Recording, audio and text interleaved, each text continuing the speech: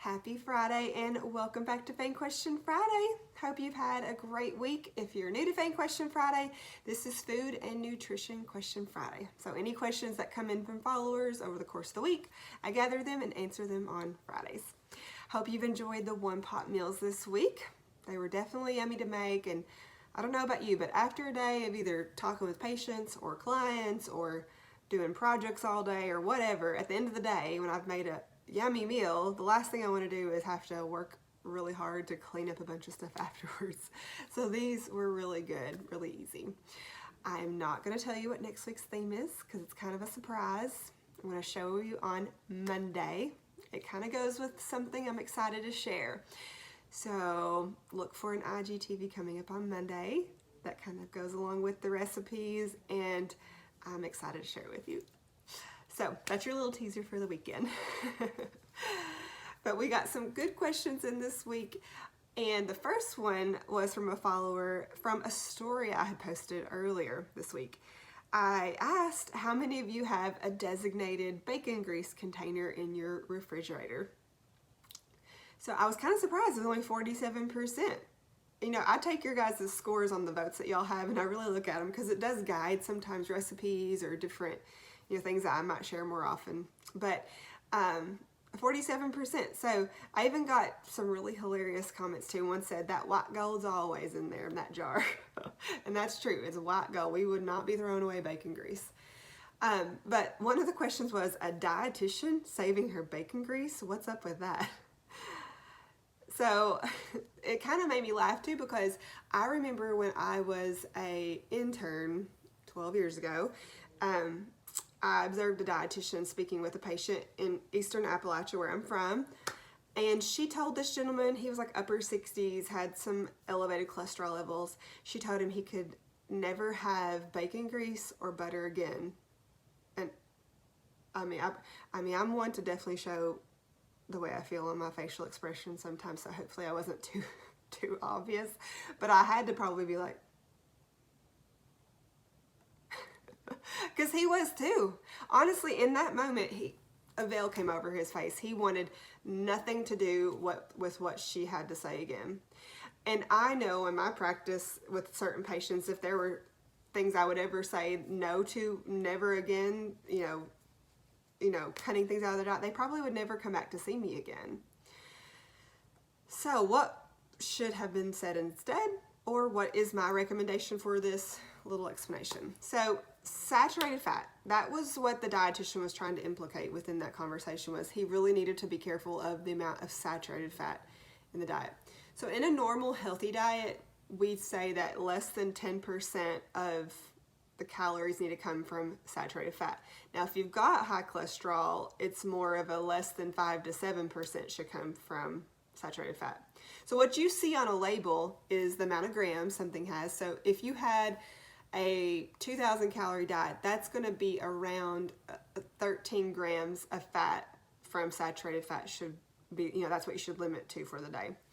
So bacon grease, it has saturated fat. And what else has saturated fat? We've got ground beef, poultry with skin on it, pork products, cheese, dairy products that are regular fat version products, a lot of fried foods, convenience foods, fast foods, those things, saturated fat, a lot of it in abundance.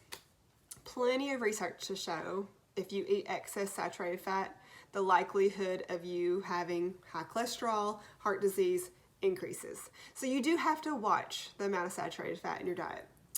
How much fat, saturated fat, is in bacon grease? So bacon grease in a tablespoon, there is 5 grams of saturated fat.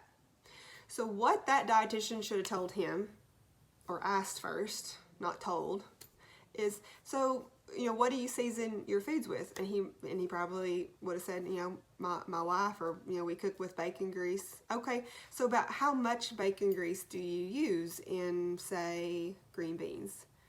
Well, we just use a bit, take a big spoon and just kind of a big dollop in there.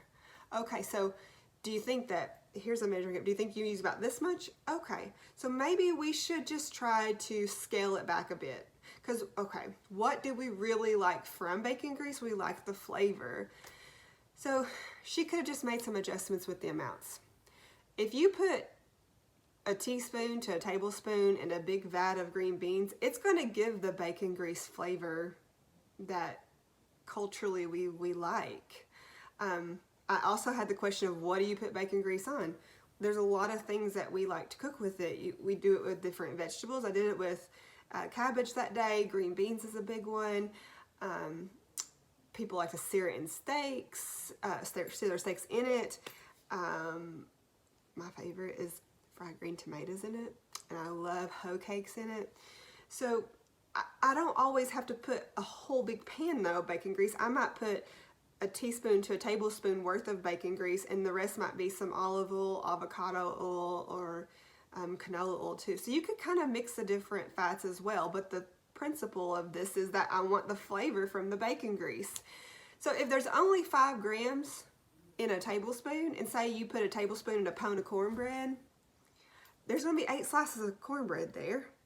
You're going to get maybe a half to 1 gram, well, less than half, but of the fat, saturated fat from bacon grease, and you get the flavor that you want. It's fine. So you can have bacon grease. You have to be cautious of the amount, of course. Okay, so that's the guidance she should have given, and that's the guidance I give patients now. Of course, we can't have, you know, fried green tomatoes every day if that's all you put in your skillet. That's a kind of special item that we just have sparingly. Fried foods, I tell patients all the time, try to have fried foods maybe once or twice a week, if not, you know, less, but just be careful because those are going to be typically higher in saturated fat. So we just have to be careful. And you know, saturated fat is honestly, you know, it's such a small puzzle piece to the whole picture. There are so many things that are impacting heart health besides saturated fat too. The sodium in our diet, the amount of exercise we're getting in our diet, that you do have to look at it, but in the scope, it's just one part of the puzzle. Okay, so I hope that helps, and it's really delicious. Oh, I did want to say too, because I did want to look it up. Sometimes I get like these, well, is it really safe to save the stuff like that? It is.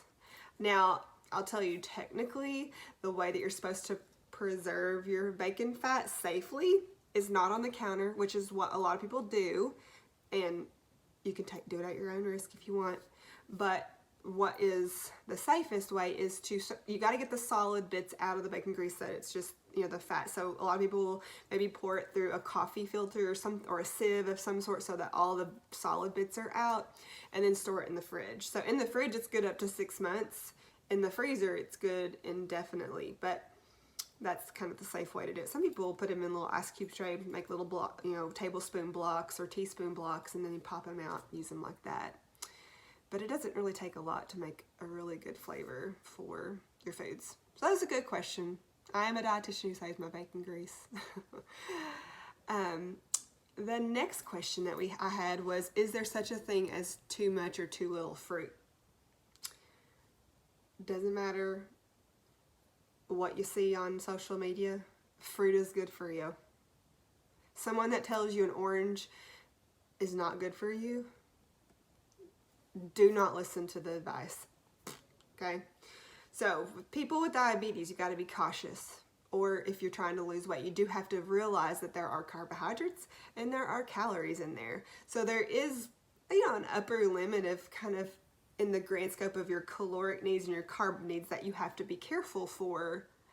But no, you know, you need fruits. They're so healthy for you. The fiber in there, all the vitamins and minerals that come from it, super healthy. Have them every day. You can look up on Calorie King and MyFitnessPal the nutrition facts for each of them too. They're not all created equal. You know, like for my diabetes patients, I'll often guide them more towards like apples and fresh berries because, for instance, like blueberries, for instance, 3/4 cup of blueberries has 15 grams of carbs, and a banana, an average one, has about 28 grams of carbs. So they'll find themselves feeling much more satisfied with the 3/4 cup of blueberries versus one banana. And some people with diabetes find that they're more sensitive with their blood sugar spikes with some fruits over others. So that's a whole nother discussion as well. But just realize you need to look up how, if you're trying to watch your blood sugars, that you need to know how many carbs are in the different fruits. They don't have nutrition labels on there often, so you can look them up on MyFitnessPal and on Calorie King, or just other websites too have it too. Those are just some quick go-to ones. And calorie-wise, they do have calories, so they can add up if you're drinking, juice is another thing. There's oftentimes added ingredients and added sugars to those, so you definitely need to be cautious of those. But as far as fresh fruits, have them. There's different guidelines on it, depending on if you're looking at CDC, USDA, American Heart Association, but typically 2 to 4 servings of fruit a day is going to be your go-to. Some say 3 to 5. It just kind of depends on whether you're looking at some diabetic material as well. But I think the bottom line is have fruit. If you had 10 servings a day, that's probably too much sugar. Even though it's natural sugar, it's too much sugar. It's probably too much calories as well. If you have 0, then you want to try to integrate some fruit in there and have some, whether it be a snack, maybe with a meal, whatever you like. Hope that helps. I'm excited to share with you the big news on Monday. Hope you have a great weekend, and I'll see you next week.